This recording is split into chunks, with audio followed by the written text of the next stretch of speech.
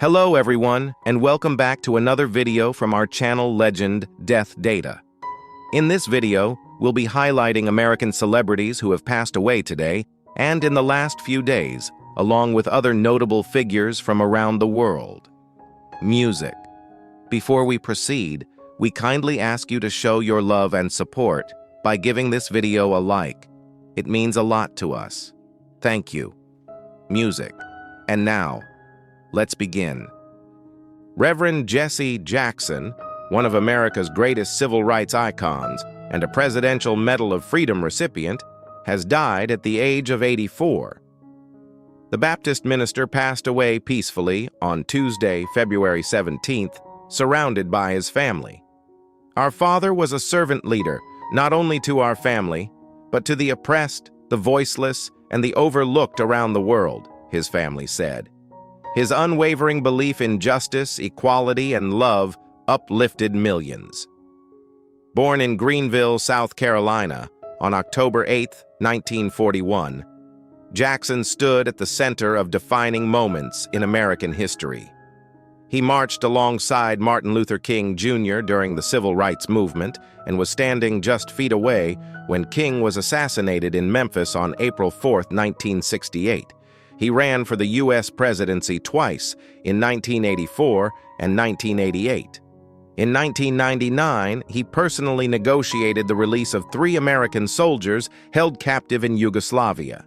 In 2000, President Bill Clinton awarded him the Presidential Medal of Freedom, praising his keen intellect and loving heart. In his final years, Jackson battled progressive supranuclear palsy, a degenerative brain disease affecting balance, movement, and coordination. He is survived by his wife, Jacqueline, their 5 children, and his grandchildren. A full celebration of life will be announced by the Rainbow Push Coalition. Robert Duvall, one of Hollywood's greatest actors with a career spanning 70 years, has died at the age of 95. His wife, Luciana, announced the news on Monday, February 16th, writing, "Yesterday, we said goodbye to my beloved husband and one of the greatest actors of our time." Bob passed away peacefully at home, surrounded by love. To the world, he was an Academy Award-winning actor and storyteller. To me, he was simply everything. Born in San Diego in 1931, Duvall studied acting alongside Dustin Hoffman, Gene Hackman, and James Caan, and went on to build one of the most legendary careers in cinema history. His big-screen debut came in To Kill a Mockingbird. He went on to deliver iconic performances in The Godfather, Apocalypse Now, and The Great Santini, earning multiple Oscar nominations along the way. In 1984, he won the Academy Award for Best Actor for Tender Mercies. "I want my work to be true," he once said, "pure, not a false note from start to finish." Duvall never retired. His final films included The Pale Blue Eye and Hustle, both in 2022. When asked at 90 what kept him going, he simply said, "I'm always living well." He is survived by his wife, Luciana, whom he married in 2005. A true legend of the screen, gone at 95 but never forgotten. Charlie Meza, a 9-year-old girl who captured the hearts of over 100,000 people on Instagram, passed away on February 14th after a 6-year battle with brain cancer. Her mother, Taylor, broke the news with 2 simple words: "She is free." Charlie was just 3 years old when she was diagnosed with medulloblastoma, an aggressive form of brain cancer that primarily affects children. From that moment on, Taylor documented every step of her daughter's journey on Instagram under the name Cheering for Charlie, turning their family's fight into a story of love, faith, and unbreakable strength. As Charlie's condition worsened in late 2025, doctors told the family that an experimental drug trial, their last hope, was unlikely to work.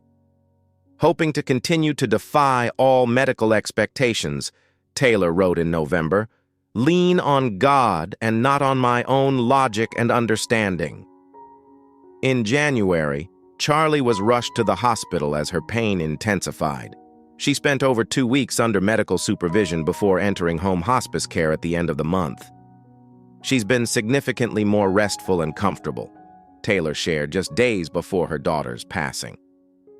A GoFundMe opened by family friends to cover funeral costs raised over $94,000 in just days, a testament to how deeply Charlie touched the world. She was 9 years old and she will never be forgotten. Dana Eden, the acclaimed producer and co-creator of the hit Apple TV Plus series Tehran, has died at the age of 52.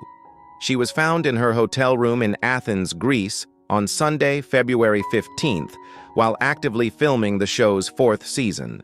Apple TV Plus released a heartfelt statement. "We are deeply saddened by the loss of Dana Eden, an extraordinary producer and creative partner whose passion for storytelling made a lasting impact on audiences around the world. Dana's vision and leadership were instrumental in shaping Tehran into the globally acclaimed series it is today." Authorities have confirmed that an investigation into her death is currently underway. Greek police spokesperson Konstantina Demogou stated that evidence found at the scene appeared to rule out an initial theory about the cause of death. The production company also moved quickly to address public speculation, stating that rumors regarding a criminal or nationalistic-related death are not true and are unfounded. Security footage from the hotel is being reviewed, and hotel staff are being questioned. Eden had chosen Athens as a filming location due to its visual similarities to Tehran, Iran's capital, a creative decision that brought her there in her final days. Over her career, she produced more than 40 film and television projects. Israel's public broadcaster called her among the senior figures in Israel's television industry. She leaves behind a legacy that will shape Israeli television for years to come. Trey Johnson, former NFL offensive lineman for the Washington Commanders, has passed away at 54. His wife Irene announced on February 15th that he died suddenly during a family trip. Johnson leaves behind 4 children, Chloe, EJ, Ez, and Eden. He was known as a devoted father who attended every practice and game. Beyond his athletic career, Johnson loved French bulldogs and biking. He played for Washington and the Cleveland Browns during his NFL tenure. He was known for his durability and strength during his time in Washington. Irene wrote, "He loved the game and prided himself on his tremendous knowledge of it." After retiring from football, Johnson found his passion in education. He worked as a history teacher at Landon School in Bethesda, Maryland, where students and faculty admired him as a mentor. Washington drafted Johnson with the 31st pick in 1994 after his time at Temple University. He played with the team until 2001, spent 1 year in Cleveland, then returned to Washington for his final season in 2002. Johnson appeared in 93 regular season games with 72 starts during his career. "We're saddened to learn of the loss of former Washington All-Pro guard Trey Johnson. Our thoughts are with his family," the Commanders said in a statement. Timothy Barry, drummer for indie band Manchester Orchestra, has passed away at 42. The band announced Barry's passing on Instagram on Saturday, February 14th, sharing a photo of him performing on stage at sunset before a massive crowd. "The entire Manchester Orchestra family has been devastated by the sudden passing of our brother Timothy Barry," the band wrote. They described him as instantly likable, interacting with everyone through kindness and warmth. His infectious laugh made people feel welcomed and encouraged. His humor and energy formed the foundation of the entire Manchester Orchestra universe. He had an undeniable light that was only matched by his dedication and love for the craft he was clearly put on earth to do. The band shared that the only thing Tim loved more than creating music was being with his family. You'd be pressed to find a more joyful dad. Barry joined the Atlanta-based Manchester Orchestra in 2010 after their former drummer departed. His drumming appeared on 3 studio albums: Cope, 2014, A Black Mile to the Surface, 2017, and The Million Masks of God, 2021, plus the 2023 EP, The Valley of Vision. Barry called himself a songwriter's drummer in a 2022 podcast appearance. "I'm bringing something that isn't just drums and grooves, but understanding what a song should have to enhance it," he explained. "Leaving your mark on a song and feeling like it's better because I played on it, that's what I'm always hoping to reach." Shelley Desai, the Indian-born character actor known for his recurring roles on Men of a Certain Age and It's Always Sunny in Philadelphia, has passed away at 90. Desai portrayed Carlos, an employee at the party supply store owned by Ray Romano's character, in 14 episodes of the TNT drama Men of a Certain Age from 2009 to 2011, alongside Andre Braugher and Scott Bakula. He also played the landlord Hang, who rents a hotel room to Charlie and Frank, in 3 episodes of It's Always Sunny in Philadelphia from 2005 to 2016. Additionally, he voiced characters in 10 episodes of the Fox Kids show Where on Earth is Carmen Sandiego in 1994. Born in Bombay on December 3, 1935, Desai appeared in Broadway productions including Gandhi, 1970, and A Talent for Murder, 1981. His television credits include memorable appearances on ER, Ugly Betty, NYPD Blue, Friends, Star Trek, The Next Generation, Hill Street Blues, The A-Team, Curb Your Enthusiasm, and History of the World, Part 2. Desai's film career included roles in Brian De Palma's Phantom of the Paradise, 1974, Thelma and Louise, 1991, Toys, 1992, Escape from L.A., 1996, and Here Comes the Boom, 2012. He is survived by his wife Phyllis, his stepdaughters April and Dawn, and his grandchildren Sean, Sophia, and Dylan. Susan Grodd, a respected fine art and entertainment attorney known for defending the rights of creators, passed away on February 8th in Los Angeles. Over several decades, she became a trusted voice for artists, filmmakers, animators, and authors, helping shape fair contracts and protections still used across the industry today. Grodd represented influential clients including Judy Chicago, Matt Groening, Steven Hillenburg, and Laura Numeroff. She also wrote the Visual Artist's Manual, an early and widely respected guide that helped artists understand their rights and navigate the business side of creative careers. Born in New York, she graduated from Cornell University and began her professional life as a painter before transitioning into publishing and later law. After moving to Los Angeles, she attended USC School of Law, graduating as one of only 4 women in her class. Throughout her career, Grodd built a distinguished legal practice supporting creators across fine art and entertainment. She played a key role in securing a permanent museum home for Judy Chicago's landmark installation, The Dinner Party, and advocated for animation creators' creative and financial rights. She later became a partner at Catton Muchin LLP and co-chair of its National Entertainment and Media Department before retiring in 2021. She is survived by her sons, her sister, and 5 grandchildren. James Van Der Beek, best known for his iconic role as Dawson Leary on Dawson's Creek, passed away at age 48. The beloved actor built a lasting connection with audiences through his heartfelt performances on television and film, becoming one of the most recognizable faces of late 1990s teen drama. Born in Connecticut, Van Der Beek began acting on stage while still in high school, appearing in off-Broadway productions before landing his breakthrough role in Dawson's Creek in N. The hit series ran for 6 seasons and made him a household name, starring alongside Katie Holmes, Joshua Jackson, and Michelle Williams. His emotional on-screen moments became widely remembered and continued to resonate with fans for years. Beyond the series, he starred in films such as Varsity Blues, earning an MTV Movie Award, and appeared in Jay and Silent Bob Strike Back and The Rules of Attraction. He later returned to television with roles in How I Met Your Mother, CSI Cyber, Pose, and Don't Trust the Bee in Apt to 23, while also lending his voice to dozens of animated episodes of Vampirina. In recent years, he connected with new audiences through appearances on Dancing with the Stars and The Masked Singer. He is remembered for his dedication to storytelling, his versatility on screen, and the lasting impact he made on television and film.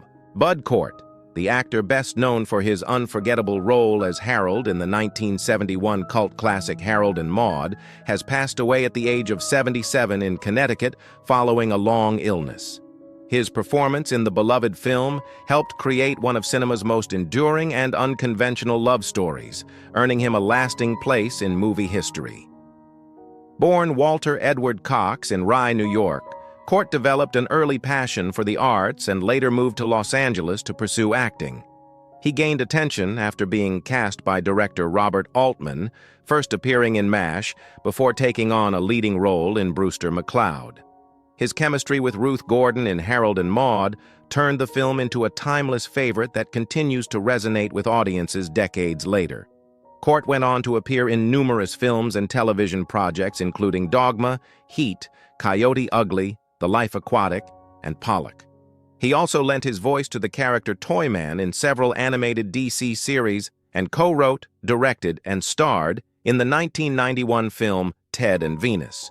Despite facing major personal challenges after a serious car accident in 1979, he continued contributing to film and television with dedication and creativity. He is remembered for his distinctive presence, artistic spirit, and the unforgettable characters he brought to life on screen. Fred Smith, the influential bassist for the pioneering proto-punk band Television, has passed away at age 77. Known for his subtle yet powerful playing style, Smith helped shape the sound of one of New York's most important underground rock movements, leaving a lasting mark on generations of musicians and fans. Smith began his musical journey playing with Angel and the Snake, a group that later evolved into Blondie.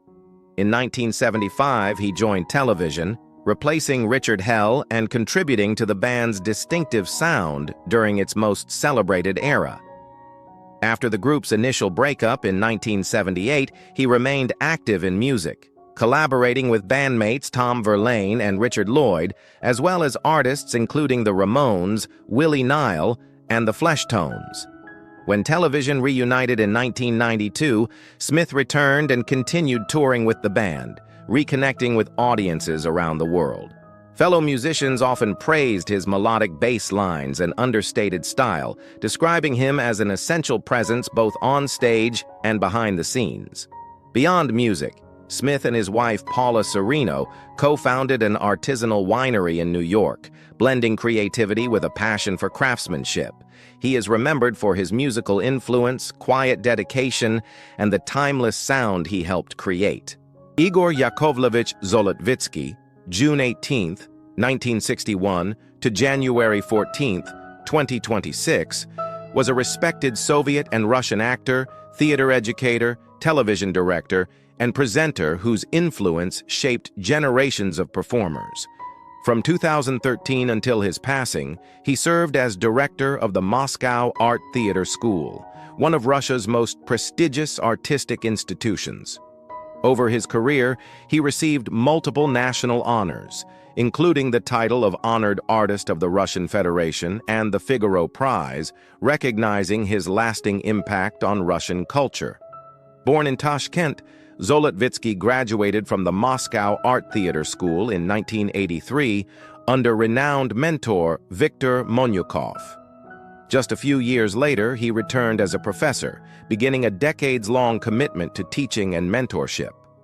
Alongside his work in theater, he became a familiar face on Russian television, directing popular programs and hosting educational broadcasts that brought culture and learning to a wider audience. In addition to leading the Moscow Art Theater School, he also served as deputy artistic director of the Moscow Chekhov Art Theater, helping guide its creative vision during a pivotal period. Known for his dedication, discipline, and passion for the craft, Zolotvitsky was widely admired by students, colleagues, and audiences alike. He was married to actress and director Vera Karybina, and together they raised two sons who followed in their parents' footsteps, graduating from the Russian Institute of Theater Arts.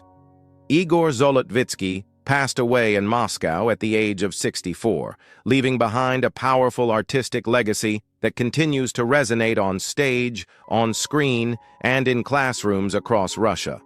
Scott Raymond Adams was an American cartoonist and author best known as the creator of the iconic Dilbert comic strip. With sharp humor and clever observation, he transformed everyday office life into relatable satire, capturing the frustrations, absurdities, and unspoken truths of corporate culture that resonated with millions of readers worldwide. Before Dilbert became a global phenomenon, Adams worked in several corporate jobs, quietly observing the routines and personalities that would later inspire his characters. When Dilbert launched in 1989, it struck a nerve. By the mid-1990s, the comic had spread across newspapers in the United States and beyond, allowing Adams to become a full-time cartoonist and turning his creation into one of the most recognizable workplace comics in history. As Dilbert grew, so did Adams's influence. He expanded the universe through best-selling books and collections, blending humor with insights into management, psychology, and human behavior. His writing spoke directly to office workers who felt seen for the first time, making the strip feel less like a joke and more like a mirror of modern work life. Born in Windham, New York, Adams showed artistic talent at an early age, drawing comics as a child and standing out academically as well. He later studied economics and earned an MBA, experiences that deeply shaped the business-savvy edge of his storytelling. Scott Adams remained creatively active for decades, and his legacy endures through Dilbert, a comic that permanently changed how the world laughs at work.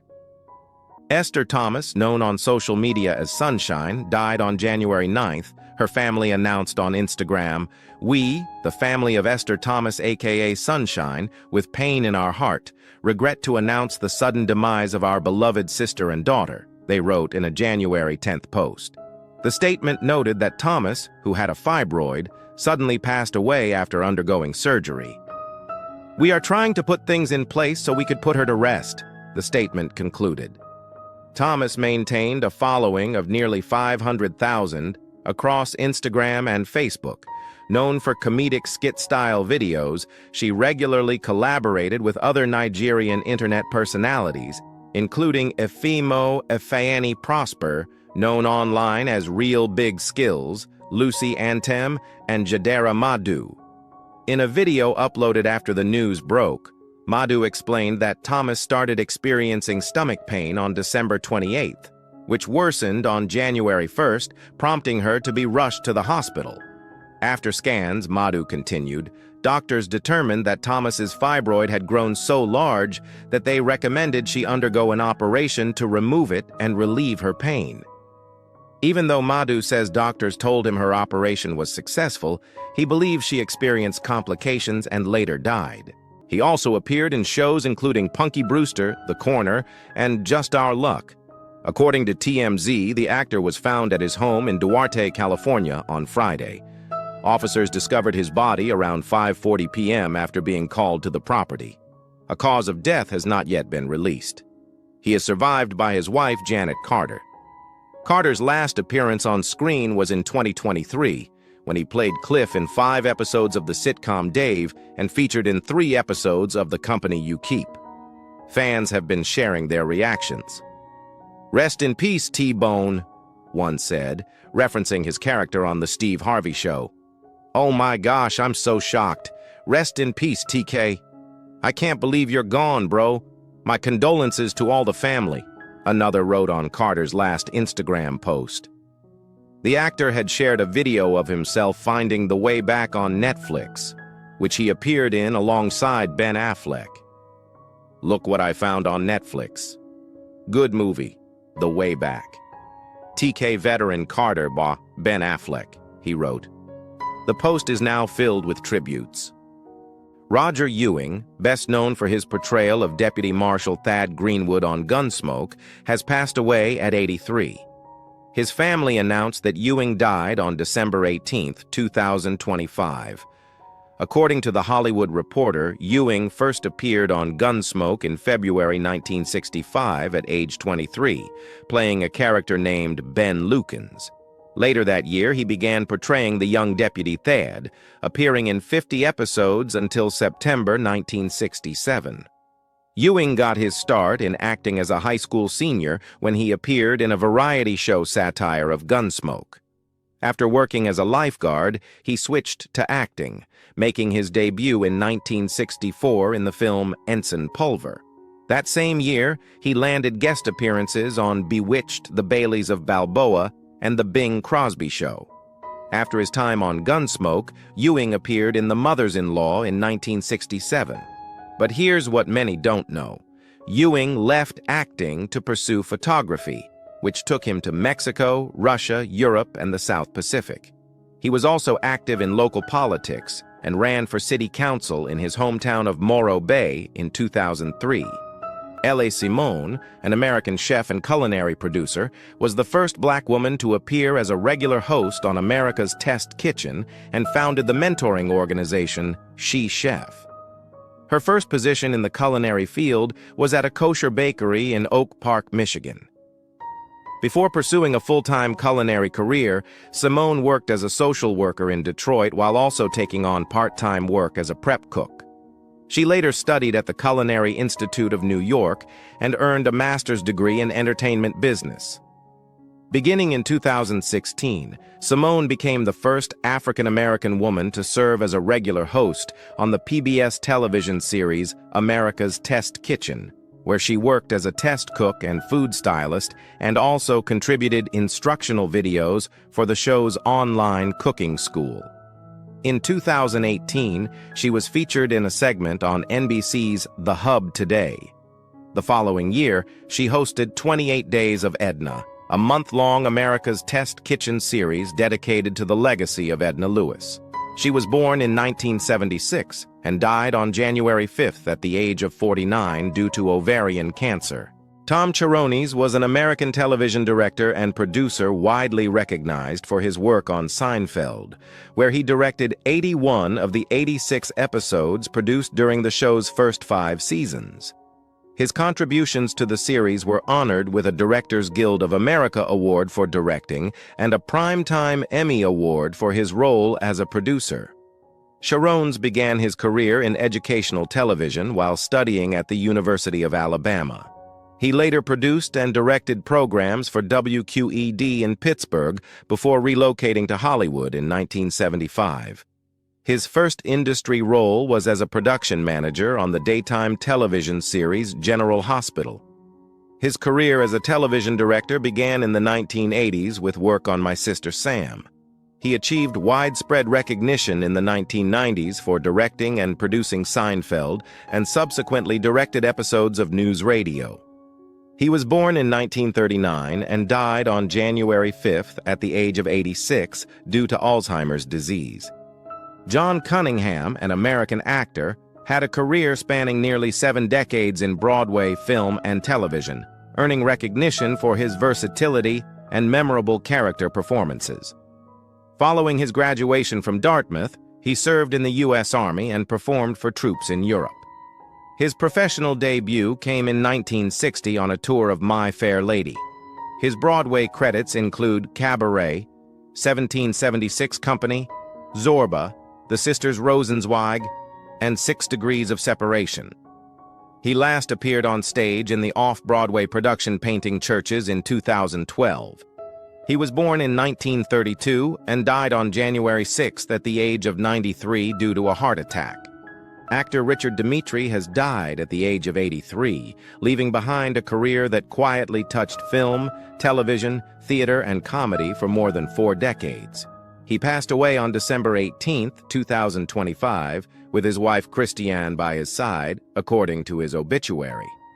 Born and raised in New York by a single mother, Dimitri worked his way into the entertainment world through persistence and talent. He graduated from the American Academy of Dramatic Arts in 1962 and quickly made his mark off-Broadway before earning roles on Broadway in productions such as Zorba, The Guide, and Lisa Strata. His path later led him to television, where he gained recognition, playing twins Bertram and Ronaldo on Mel Brooks' When Things Were Rotten, a role that brought him to Los Angeles in the mid-1970s. Dimitri went on to appear in notable films including Johnny Dangerously, Let It Ride, and The World's Greatest Lover, while also making guest appearances on popular shows like Hawaii Five-0, Starsky and Hutch, The Tracy Ullman Show, and Hearts of Fire. Known for his sharp timing and distinctive presence, he also performed stand-up at Los Angeles's famed Comedy Store. Despite being offered an opportunity to audition for the Vienna State Opera, he chose to remain focused on acting. In the 1990s, Dimitri expanded into television writing and co-created the Fox sitcom Daddy Dearest. Health challenges led him to retire from entertainment in 1998, after which he found new success as an art and antiques dealer, later opening a gallery with his wife in West Hollywood. He is survived by his wife of 26 years, Christiane. His legacy lives on through his work, his creativity, and the many lives he influenced both on and off the screen.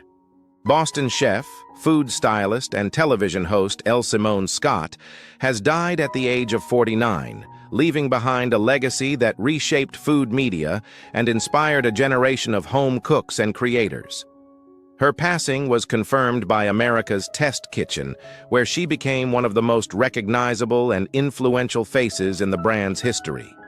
Scott made history in 2016 as the first Black woman to become a regular on-air presence at America's Test Kitchen. But her impact went far beyond the Test Kitchen. With confidence, warmth, and authority, she helped redefine what representation looked like in culinary television, opening doors that had long remained closed. Friends and colleagues remember her as someone who built community, created opportunities, and brought joy into every space she entered. A best-selling author, Scott wrote boards, stylish spreads for casual gatherings and food gifts, and created and hosted the Walk-In podcast. She also founded Chef, a culinary network designed to uplift underrepresented voices in the industry, and was a passionate advocate for food access and nutrition equity. Scott often spoke about resilience, reinvention, and purpose. After losing her job and home during the 2008 recession, she chose to pursue cooking, the one thing that brought her peace. That decision led her to a career that changed lives, including her own. Diagnosed with ovarian cancer shortly after joining America's Test Kitchen, she continued to work, teach, and inspire, always focused on impact and legacy. L. Simone Scott's influence lives on in the kitchens, screens, and dreams of millions who saw themselves reflected in her work. Jim McBride, the legendary Nashville songwriter best known for co-writing Alan Jackson's iconic hit, Chattahoochee, has died at the age of 78. His passing was reported on January 6th, sending shockwaves through the country music community. 2 days later, Alan Jackson paid tribute to the man he credited as a defining force in his career, sharing photos from their early years together. Jackson called McBride a great and genuine songwriter, adding that his own journey might have turned out very differently without McBride's guidance, inspiration, and belief during those crucial early days. Born and raised in Huntsville, Alabama, McBride didn't pick up a guitar until age 21, but once he did, his rise was unstoppable. His songs quickly found national attention, with early work appearing on Hee Haw and his first chart success arriving in 1979. From there, McBride became a hitmaker, writing multiple #1 songs including Bet Your Heart on Me and Rosanna's Paradise.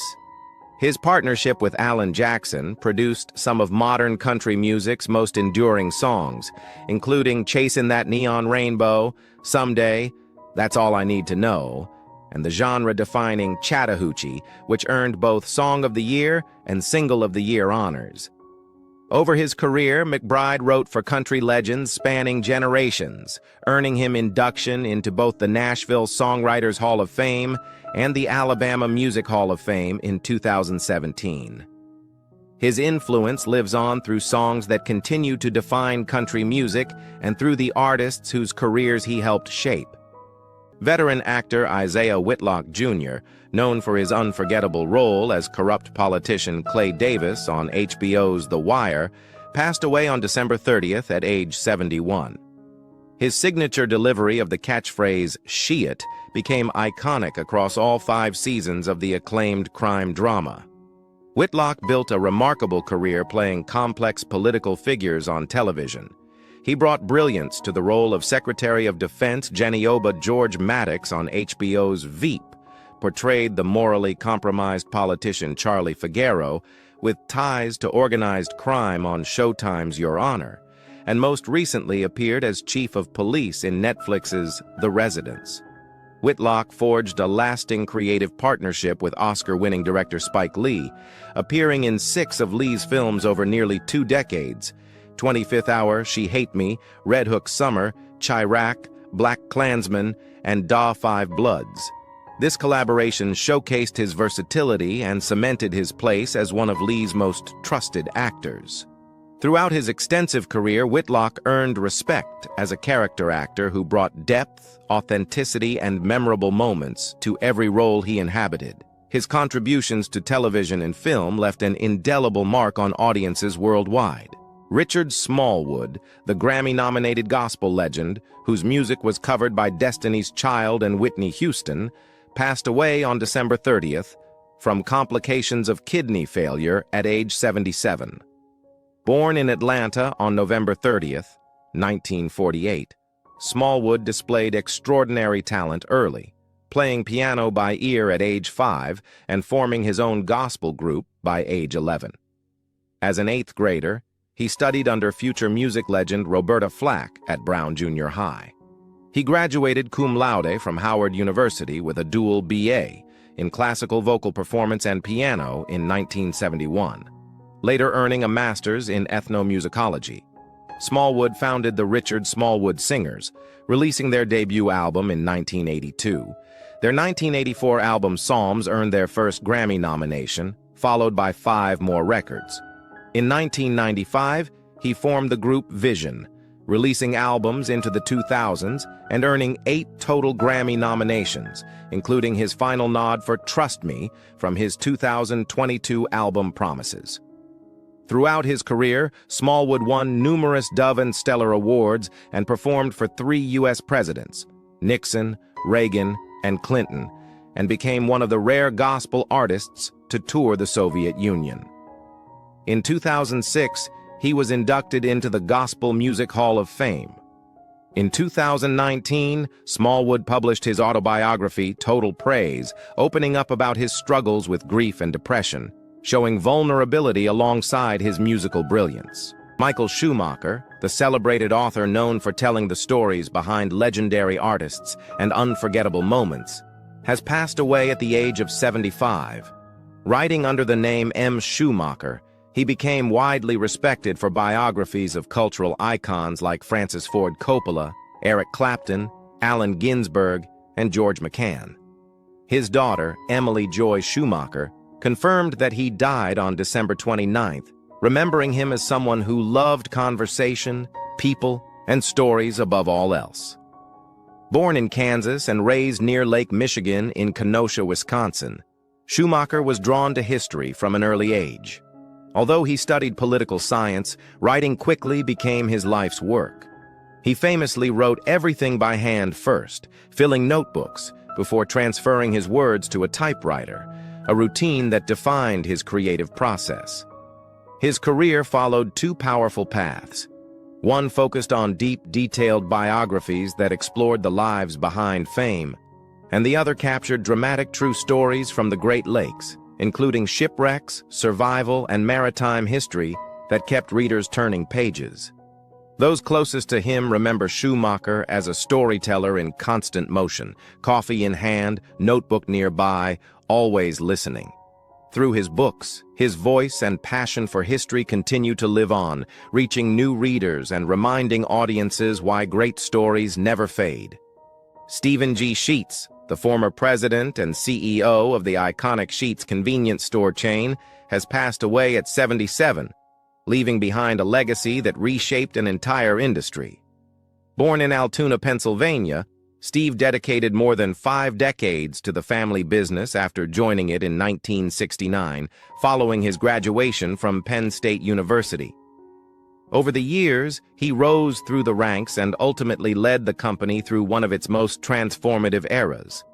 Under his leadership, Sheets evolved from a small regional chain into a multi-state powerhouse, expanding across Pennsylvania, Maryland, Virginia, West Virginia, and Ohio. But growth wasn't just about locations. Steve helped redefine what a convenience store could be, pushing innovation that changed customer expectations nationwide. He was instrumental in developing the made-to-order food program, which became a defining feature of the brand, and also championed early investments in technology, including mobile apps, loyalty programs, and modernized store designs, keeping Sheets ahead of its time. Company leaders describe Steve as a mentor, a visionary, and someone deeply committed to both people and progress. Beyond business, he remained actively involved in community initiatives supporting education, healthcare, and veterans' causes. Today, Sheets continues as a privately held company headquartered in Altoona with more than 800 stores and around 27,000 employees, an enduring reflection of the vision Steve Sheets helped build. The celebrated Hungarian filmmaker Béla Tarr, director of masterworks including Satan Tango and The Turin Horse, has died at age 70. Over 3 decades, Tarr directed 9 feature films, beginning with Family Nest in 1979 and concluding with The Turin Horse in 2011, which earned the Silver Bear Grand Jury Prize at the Berlin International Film Festival. Tarr frequently collaborated with Hungarian novelist Laszlo Krasznahorkai, who won the Nobel Prize in Literature. Several of Tarr's films were adaptations of Krasznahorkai's novels, including Satan Tango and Werkmeister Harmonies. His work garnered prizes at festivals throughout Europe and Asia. The Hungarian Filmmakers Association confirmed Tarr's passing Tuesday, announcing he died following a serious illness.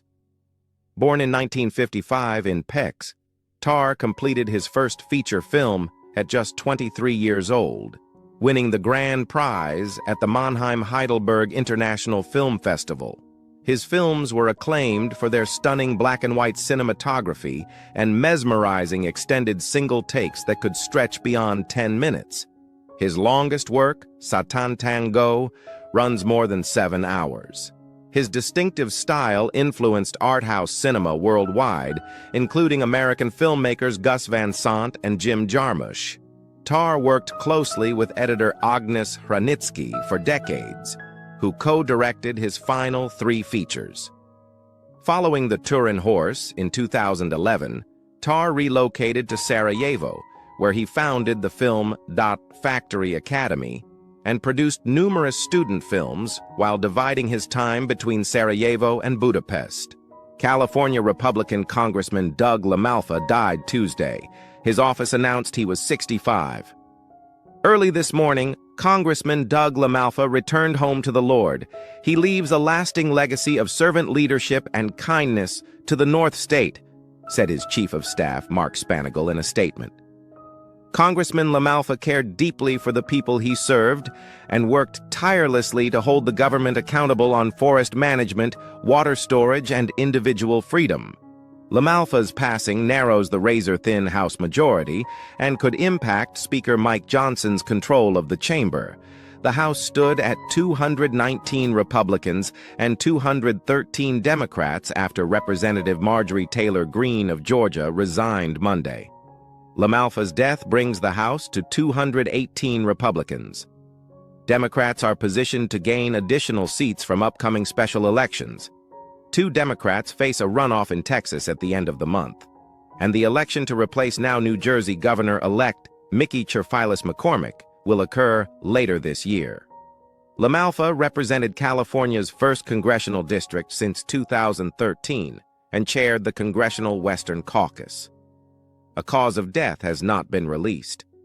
Renowned Dutch performer celebrated her 82nd birthday Saturday, surrounded by family before passing away.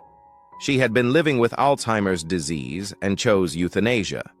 The actress gained widespread fame with the song Karel, written by Annie M.G. Schmidt for the play Met Man on Mies, with Man and Mouse.